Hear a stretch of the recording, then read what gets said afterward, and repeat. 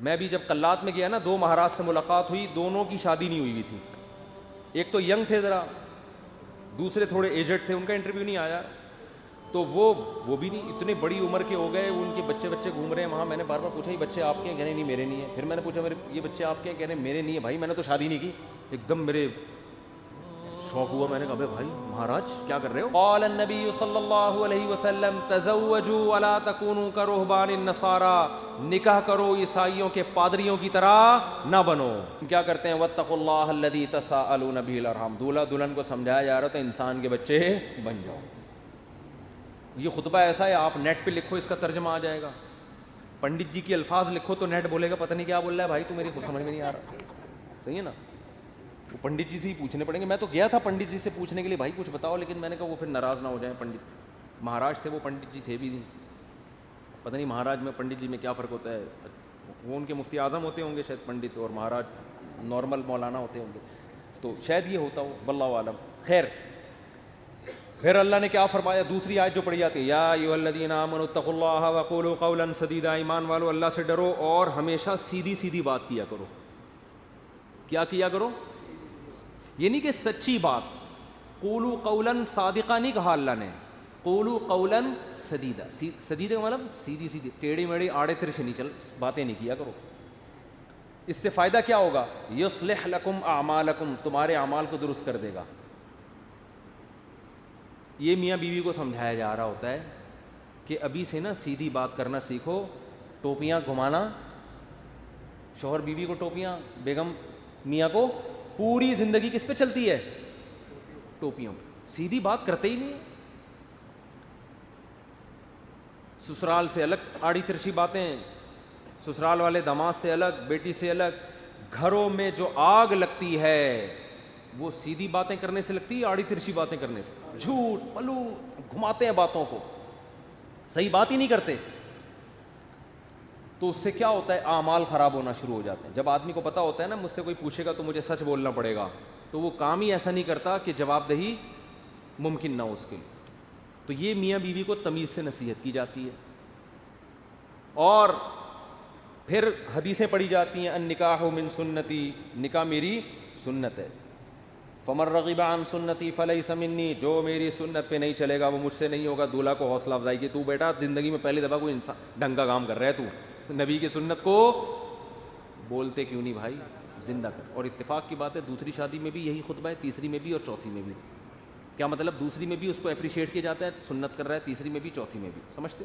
یہ ویسے ہی درمیان میں جنرل نالج کے لیے ایک بات آ گئی تھی. میں آپ کو پتہ ہے اس ٹاپک پر آج کل بالکل بھی نہیں بولتا. تو آگے اللہ تعالیٰ کے آگے کیا حدیث میں جو خطبے میں پڑھا جاتا ہے؟ قال النبی صلی اللہ علیہ وسلم تزوجوا الودود الولود فإنی مباہی بکم الامم. ایسی عورت سے نکاح کرو محبت کرے اور تمہیں اولاد زیادہ دے، میں قیامت کے دن تمہاری کثرت پہ فخر کروں گا. میاں بیوی کو سمجھایا جاتا ہے نسل مت روکنا، تمہارا ملاپ پائیدار، کامیاب، خوشیوں بھرا اور آخرت میں ترقی کا سبب جبھی ہو سکتا ہے جب تم دونوں اولاد کی کثرت چاہو. شروع میں ہی چاہتے ہیں کہ ہمارے اولاد نہ ہو، اس کی بھی نفی کی گئی. اور کیا پڑھا جاتا ہے خطبے میں؟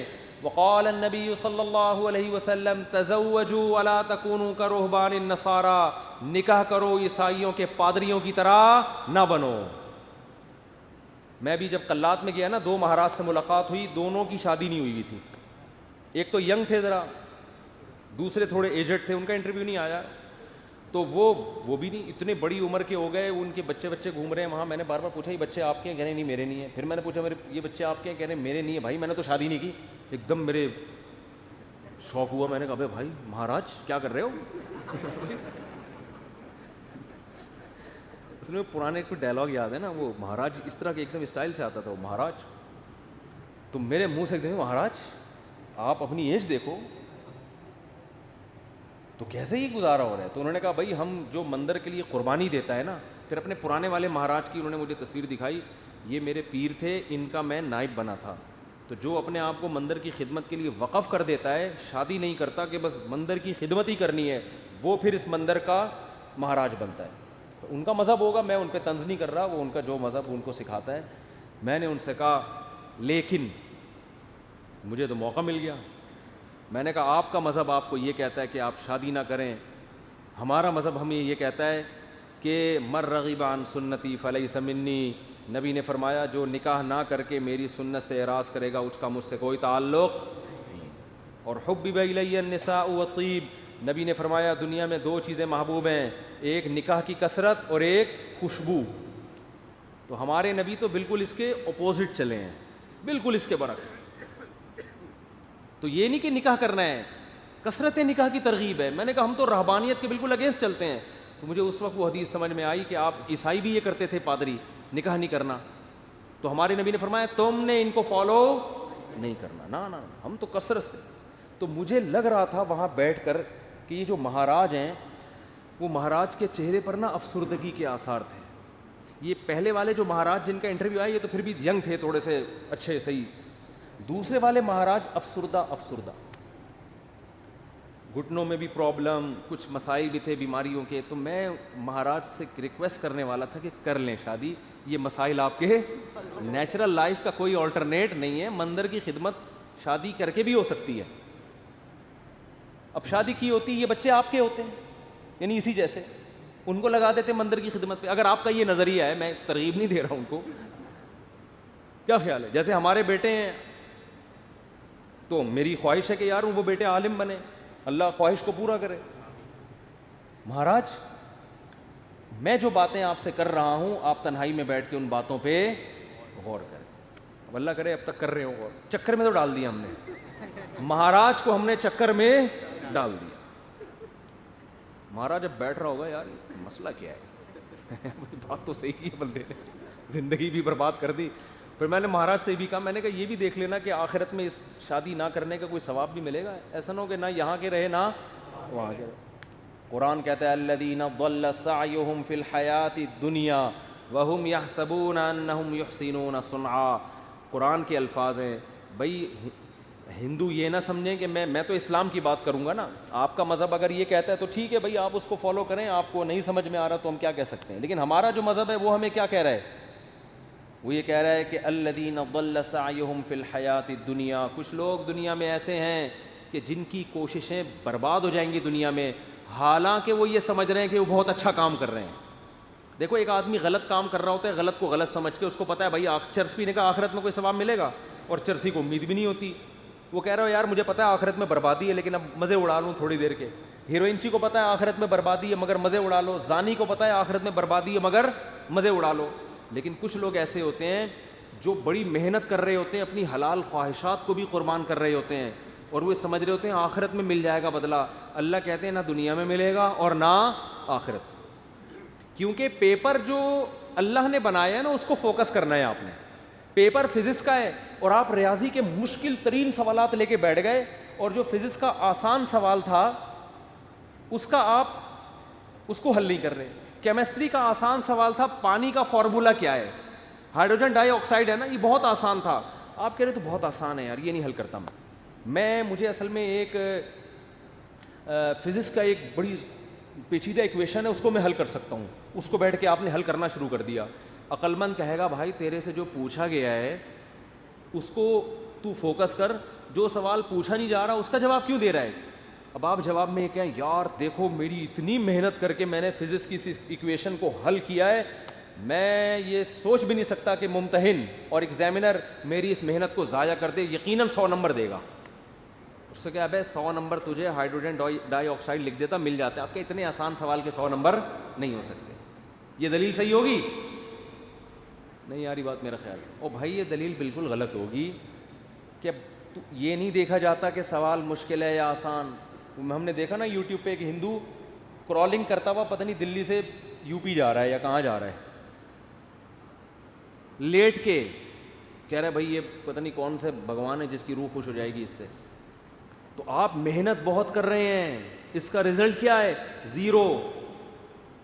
نبی صلی اللہ علیہ وسلم کو اطلاع ملی نا کہ ایک پیدل حج کرنے جا رہا ہے کوئی, منت مانی بھی اور طاقت بھی نہیں تھی. آپ نے فرمایا اللہ کو اس کی ضرورت نہیں ہے کہ تم اپنے آپ کو اس مصیبت میں ڈالو, یہ تو تمہاری اپنی تمہاری وہ ہے نا. اگر آپ میں استطاعت نہیں اور آپ پیدل جا رہے ہیں حج کرنے کے لیے تو یہ وہ چیزیں جو آپ نے اپنے اوپر لازم کر لی ہیں. تبھی قرآن کہہ رہا ہے لا تحرموا طیبات ما احل اللہ لکم, جو پاکیزہ چیزیں اللہ نے حلال کر دی ان کو حرام مت کرو, اپنے اوپر خامخواہ کی پابندیاں مت لگاؤ. ان پابندیوں سے تم تو ڈپریشن میں جا سکتے ہو, صحت برباد کر سکتے ہو. یہ ہم سے امیدیں مت لگانا کہ آخر میں تمہیں آخرت میں اس کا اجر ملے گا. 0 نمبر ہوں گے تمہارے, بلکہ الٹا گناہ ہوگا. تو میں ان سے کہہ رہا تھا بھائی تم شادی کر لیتے, بیوی بچے ہوتے, تمہاری ڈیزائرز پوری ہوتی ہیں, صحت اچھی ہوتی, تمہیں اولاد ملتی, اولاد کے تو دیکھ کے انسان کی بانچیں کھل جاتی ہیں. لیکن مہاراج کا اپنا نظریہ, وہ اپنی سوچ. بہرحال یہ بات, ہاں نکاح کے خطبے کی بات کر رہا تھا.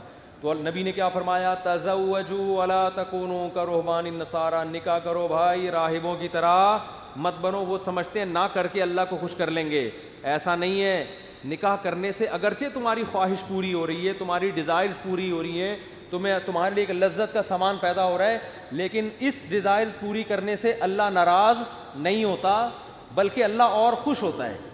کیونکہ اللہ نے یہ رکھی اس لیے کہ تاکہ مرد عورت کے حقوق اٹھائے, ذمہ داریاں اٹھائے, اس کی اولاد کی تربیت کرے. اگر یہ ڈیزائرز پوری کرنے پر پابندی لگا دی جاتی, عورتوں کا بھی بیڑا غرق ہوتا اور تمہارا بھی, اور نسل بھی نہ بڑھتی جو اللہ چاہتا ہے.